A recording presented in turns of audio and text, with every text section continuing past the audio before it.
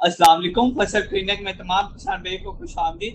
اگر آپ اپنی فصل کی بہترین نشوونما، زیادہ پیداوار اور صحت مند پودے چاہتے ہیں تو ماسٹر کیمپ ایگرو فرٹیلائزر آپ کے لیے لایا جدید زرعی ٹیبلٹ۔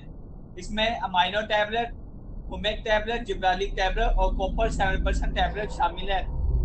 امائنو ٹیبلٹ کی بات کریں، پودوں کی بڑھوتری کو تیز کریں، تناؤ کو کم کریں اور فصل کو طاقتور بنانے کے لیے استعمال کی جاتی ہے۔ اسی طرح ہومیک ٹیبلٹ زمین کی زرخیزی کو بہتر بنانے، جڑوں کو مضبوط کرنے اور کھاد کے مؤثر جذب کرنے میں مدد دیتی ہے۔ جبرالک ٹیبلٹ پودوں کی نشوونما، اس کی لمبائی، شاخوں کی بڑھوتری، پھول اور پھل کی بہتر نشوونما کے لیے استعمال کی جاتی ہے۔ کوپر 7% پودوں کو مضبوط بنانے اور کئی بیماریوں سے بچانے میں مدد دیتی ہے۔ صرف 2 ٹیبلٹس پر ایکڑ پر استعمال کریں۔ مختلف فصلوں اور مختلف باغات کے لیے موزوں ہے۔ مزید معلومات کے لیے ماسٹر کیمپ ایگرو فرٹیلائزر سے رابطہ کیجیے۔